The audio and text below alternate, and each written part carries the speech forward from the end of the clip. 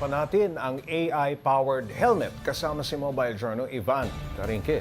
Aba Ivan, high school pa lang sila pero nakagawa na ng AI-powered helmet. Ano ba ang naging inspirasyon nitong mga batang ito? Actually, Pops J, sa Isabela kasi isa talaga sa mode of transportation na yung pagmamotor. Motor, oo. No? Lalo na sa mga probinsya, no, Pops J. So, yung mga estudyanteng ito, mga Pops J, ay talagang nagmamotor. Okay. No? May experience talaga sa pagmamotor. So, naiintindihan nila yung risk at yung iba pang mga kailangan gawin para safe sila makabiyahe sa kanilang motor, Pops J. Yung ginawa nilang device, Ivan, paano ba nai-install yan sa mga helmet? No?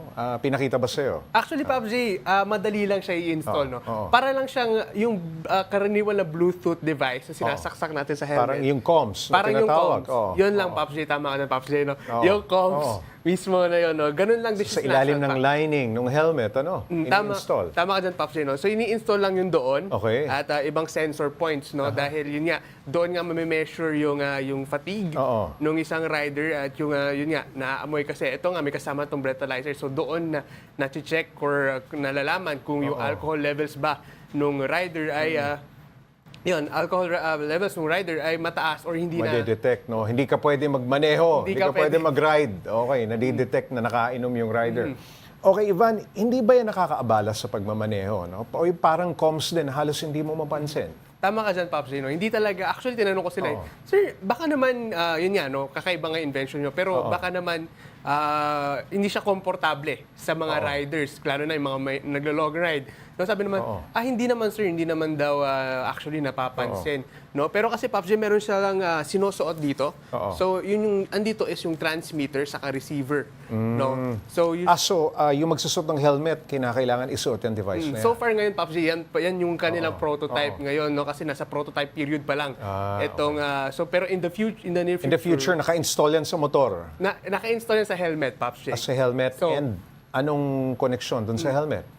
Yun yung mismong, ando na yung mismong buong project, yung electronics, gagawin siyang microelectronics, no, Pops J. So, andoon lang siya. At ito nga, yun nga, yung connection naman niya sa motor, Yes. meron naman siyang receiver din sa may bandang susian. Correct, oo. Hindi talaga Paglasing, hindi aandar. Hindi aandar. Okay, No. plano ba nilang gawin ito commercially o ibenta sa publiko, itong device na ito? So, Pops J, ngayon nga, no, since nasa prototype period sila at yun nga, makakuha nga sila, Oo. ipapatent pa nila, ipinoproseso pa nila ito with their partnership sa DOST.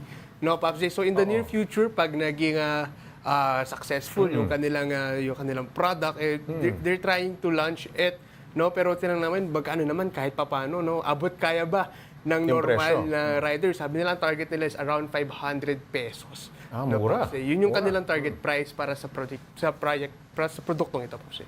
Okay, Ivan, nanalo pa sila ng silver sa Seoul International Invention Fair sa Korea, no? Dahil dito sa invention na ito. Paano sila nakapasok doon sa event na yon? Actually, Pops J, malaking tulong yung DOST, no? Ni-nominate sila ng DOST para Okay, doon sa Seoul International Invention Fair, no? So, ibig sabihin nun, Pops J, mas marami nang nakakita or mas marami nang naging audience yung kanilang produkto, no? Ibig sabihin, kasi ang ganitong mga convention, fair, no, Pops J, is it's a gateway para Correct, sa iba't ibang tao na may palabas yung kanilang project, lalo na yung ganitong kasi project na for safety. Honestly, ngayon lang ako nakakita at yun nga, napanood ko sa report mo na ganito yung usually sa communications, ano? O di kaya gusto mo makinig ng radyo, no? Nakakapag-Bluetooth ka, no? Kung ano yung laman ng iyong telepono. Pero nakatuon ito sa safety, kaya napakaganda, no?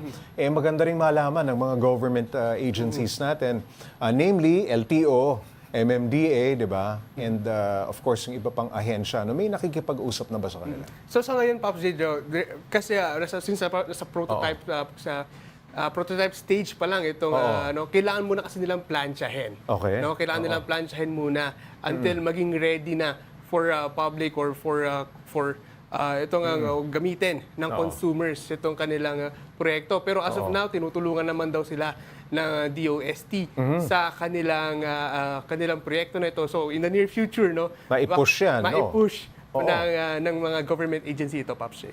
Etong kanilang na-imbento na device, mahal ba ang kanilang nagasta? Kasi mukhang high-tech talaga, ano? Actually, Pops, itong device na ito ay tulong-tulong. No? Actually, may mga advisors sila. So, yung funding, kanya-kanya rin. No? Sariling bulsa. Sariling bulsa, no, Pops. So, in the near Ang future- DOST ba tumulong sa pagpopondo dito sa pag-develop nitong kanilang AI helmet? So ngayon, Pops, meron ng usapan no, na tutulungan silang i-fund. So yun yung kanilang inaantay ngayon no, na sana ay matuloy na yung pag-fund ng DOST para mas lalo pang ma-develop Correct. itong helmet na ito since nga napaka-importante lalo ng Pilipinas Safety yan, ngayon oo. ay napakaraming motorcycle riders talaga. Marami pa rin kasing hindi mabawalan na nagmomotor kahit nakainom, hindi ba? Tama ka dyan, Pops.